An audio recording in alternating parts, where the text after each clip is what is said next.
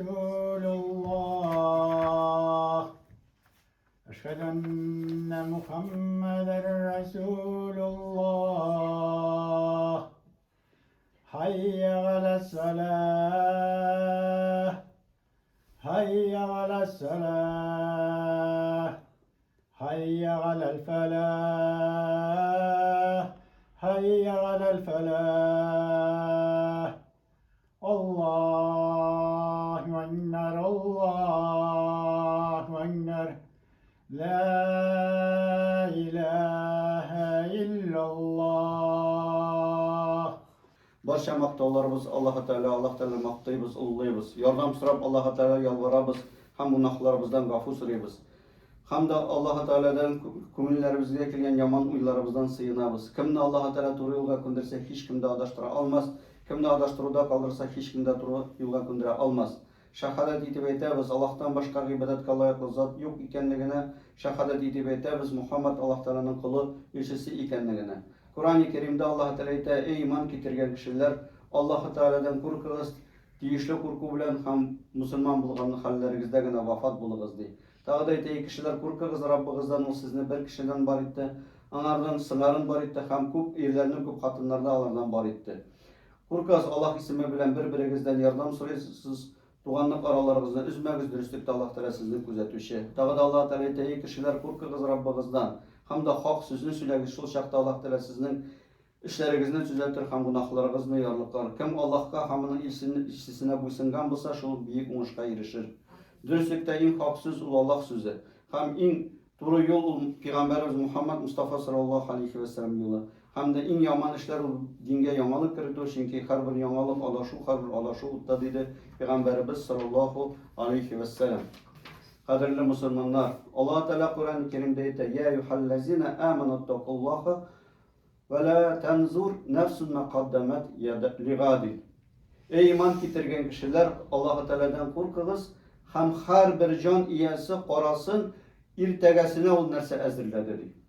Irtege künge nerse ki ezirledi, her bir can iyesi qorasın.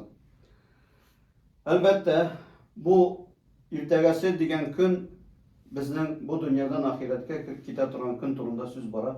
Allah Teala aytdi, irtegesi diyen sözü biz bu dünyadan irtegesi belki her birimiz ketib bargan mümkün, ili birimiz ketib bargan mümkün. Her bir kişi şu irtegesine nerse ki ezirledi, Allah Teala'nın huzuruna qaytqanda nerse ezirledi, şunun turunda uylansın diyen sözünü aytdi Allah Teala.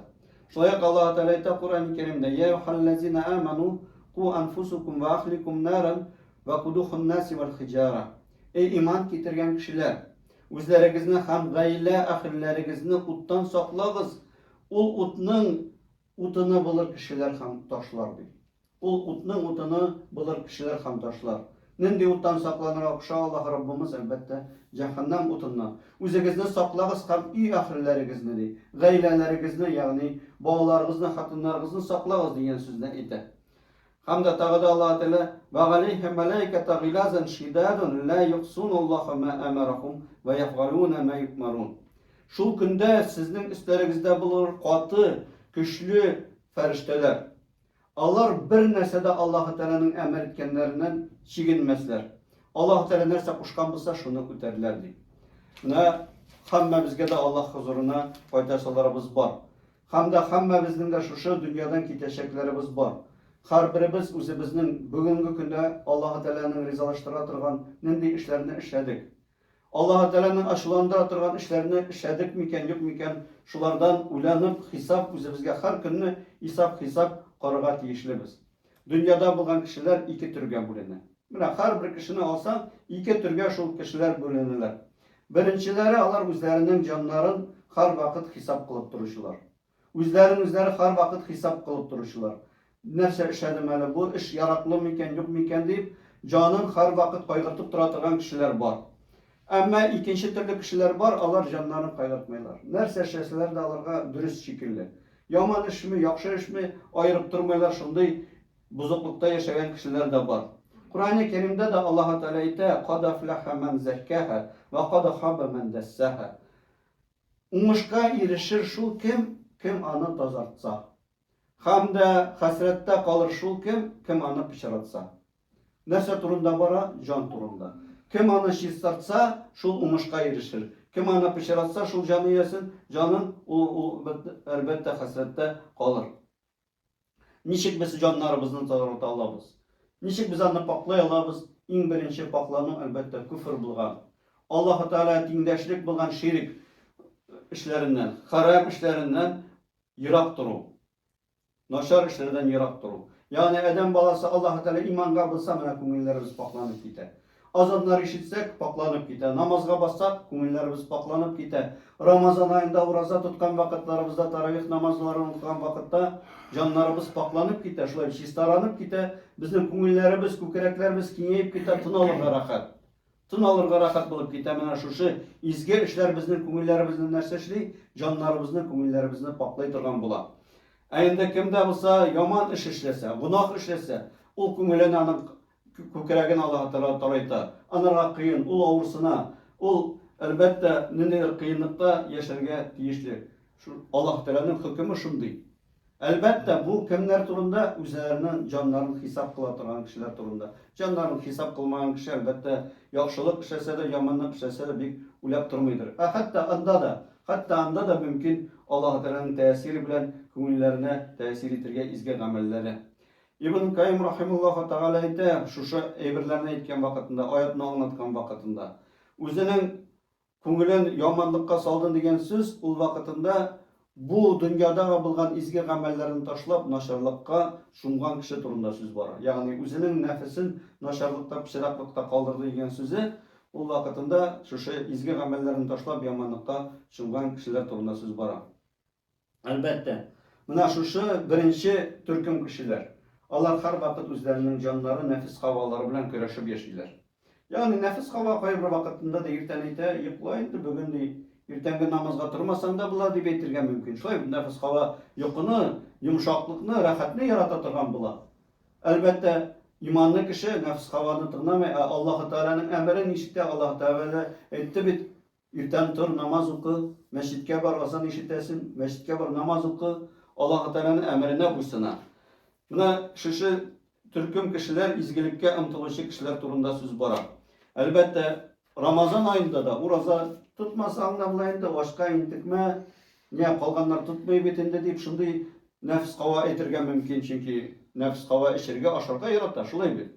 Анарга кыенлык кирәкми, анарга рәхәтлек кирәк. Әмма иманлы кеше әлбәттә Аллаһ Тааланың әмерен ишеткәч, Рамазан айларында ураза тота, һәм дә башка гамәлләрдә дә, садака биргән вакытында да нәфис кавасы әйтергә мөмкин, факирлеккә каласың, үзеңә кирәк яраган булырга мөмкин бит дип әйтергә мөмкин. Әмма без Аллаһ Тааланың әмерен ишетәбез, тиешле рәвешчә фарыз булган вакытында закатын чыгарабыз һәм дә нәфил булган садакаларны эшлибез. Шуңа күрә дә җаннарыбызга һәрвакыт буйсыны бирергә тиешле түгел, һәрвакыт Аллаһ Тааланың кушканына җаннарыбызны буйсынырга тиешлебез. Ягъни Аллаһ Таала нәрсә кушкан, шуның артыннан безнең җаннарыбыз буйсынырга тиешле. Әлбәттә, бу дөньяда яшәгән вакытында без беркемдә үзебезнең җаннарыбызны әлбәттә карап, анарга игътибар барып кына яшәү мөмкин түгелдер. Кур'ан-ы Кәримдә дә Аллаһ Таала шундый аятны китерә: "Ва ма убиру нафсун инна нафсан ла амрату бис-су илля ма рахима рабби инна рабби гафурур рахим." Мин үземнең җанымны пакламыйм ди. Дөреслектә һәрбер җан аламалыкка үнди.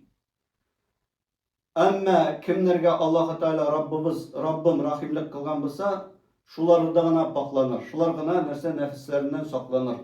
Әлбәттә, Аллаһ Таала гафу итүче һәм рахимле ди. Тагы да Аллаһ Таала әйтә Кур'ан-ы Кәримдә: "Ва лаула фадлуллаһи алейкум рахматин ман заккаха минкум мин ахадин абада валакинна Аллаһа язакки." Әгәр дә Аллаһ Тааланың мәрхәмәте һәм шәфкате булмаса, беркем дә бездән чистарана алмас иде, паклана алмас иде. Әмма пакланырлар шулар, кемгә Аллаһ Таала үзенең рәхимлеген, паклавын биргән булса. Тагы да Аллаһ Субханаһу Таала Пәйгамбәрбез саллаллаһу алейхи ва сәлләмгә ялварып әйтә: "Валаула ан саббатнака лaqad qitта таракна илейхим шай'ан қалила." Әгәр дә без сине ярдәм иткәнмәгән булсак, син әлбәттә аларга авышып киткән булыр инде. Ягъни Аллаһ Таала менә шуңа күрә дә без ялварабыз, Аллаһ Таала безнең җаннарыбызны паклар өчен, җаннарыбызны saklar için güç kuvvet versin. Çünkü onun rahimliği bulmazsa biz bir kimde bugün bunda da kilenmeyiz. Pastilden de kuzgal olmayız. Tura olmayız da bir tamşı da su da içemeyiz. Bütünümüz yürüyüz, atlayız. İzgilik işleyebiliriz çünkü bizge Allah Teala özüne rahimliğini verdi. Hem de yavuzluklardan tıyıla alamız. Niçin Allah Teala bizi yardım etti, bizni özünün yardımını verdi. Şuna göre de Allah Rabbimiz her kaysalarımızda özünün yardımlarını nasip eylesin.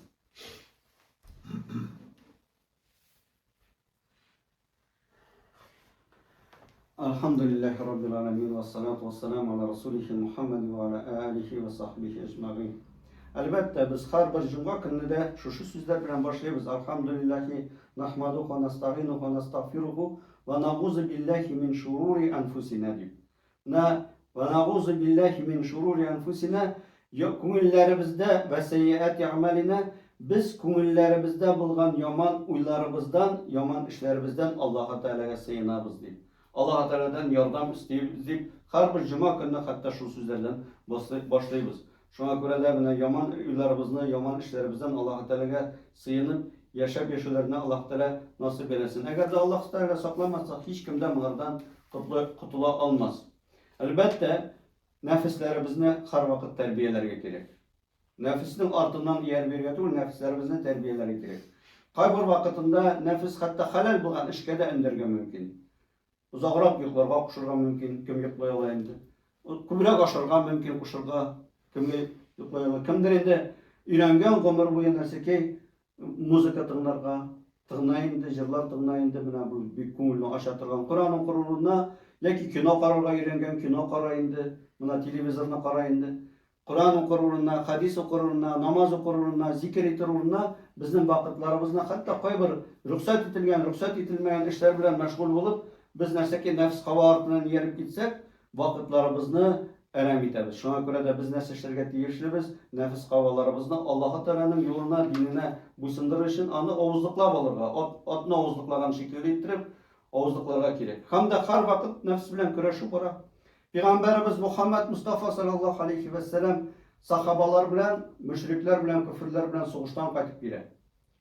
Hatta müngen gelir. Sahabalarına ite kardeşlerim bizde de büyük soğuş ide bitedi. Büyük soğuş idedi. Tekiler ite nendi soğuş biz bunda yaralandık. Koybur kardeşlerimizni öldürdüler bu kafirler. Dinini saklar için biz şu halim kıldık. İde nendi soğuş mısın indi dedi. İde tılıştık diye biliyorlar bitindi. En zor soğuş şunda kötedi. Her bir kişinin en zor soğuşu nefis havası bilen köreşi soğuş oldu.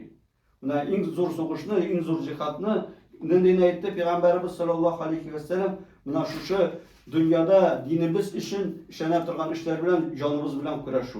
Şu an kadar büyük işlerimizni, büyük cihatlarımızı, büyük soyullarımızı, ötevlerimizini Allah Teala nasip eylesin. Köngüllerimizde kelgen yaman uylarımızdan her vakit Allah Teala sığınıp, hem de yaxşı amellerimizge ımtılıp, yaxşı amellerine işlerge tırışıp, o cingillikte yaratan nefs ama ağırlıkını üterge tiyişiriz. Mine kaybır kişi ite jeykini jite. Jeykini kubirek Allah-u Teala'nın zikir. Kündü tuzun. Kubirek Allah-u Teala'nın kuşkandan üte. Eye, ağır. İşler de kubirek. Şulay bit. Mine kor erigen sayın uca işlerimiz görünüp tıra küzge. Şağılıp tıra. Mallarımız var. Şulay bit. Ama Allah-u Teala'nın kuşkandan üte eptiganlarından tıyılıp yaşav bu günlerinin uzunluğu, kıskalığı bilen tügül, jeyinin kışlığı bilen tügül, har davamında ömrümüzün azakı soğuşunda şu ulem bizning farishasi kelib jonimizni olgancha la ilaha illalloh Muhammad Rasululloh sözler bilen imanda, İslamda, tavhidda yaşayışlarımızı Allah Teala nasip eylesin. Barcamızga da Allah Teala ilk günlerimizge tinchlik, eminliklerini nasip etsin. Düşmanlarının yavuzluklarından üzerimize, bağlarımızı, tuğanlarımızı Allah Teala saklasın. En zor düşmanımız elbette şeytan. Hem de ondan sonra şu şeytan bizim nefslerimizge kuşatırgan yaman amellerimiz, hem de edemi şeytanlarından da bizlerini Allah Teala saklasın. Her cuma gününde biz Allah Teala'ya salavat ediyoruz. Allahümme salli ala Muhammed ve ala Muhammed. Kama sallayta ala İbrahim ve ala ali İbrahim inneke hamidun mecid. Allahümme barik ala Muhammed ve ala Muhammed. Kama barakta ala İbrahim ve ala ali İbrahim inneke hamidun mecid. ربنا آتنا في الدنيا حسنة وفي الآخرة حسنة وقنا عذاب النار ربنا اغفر لي ولوالدي والمؤمنين يوم يقوم الحساب أقيموا الصلاة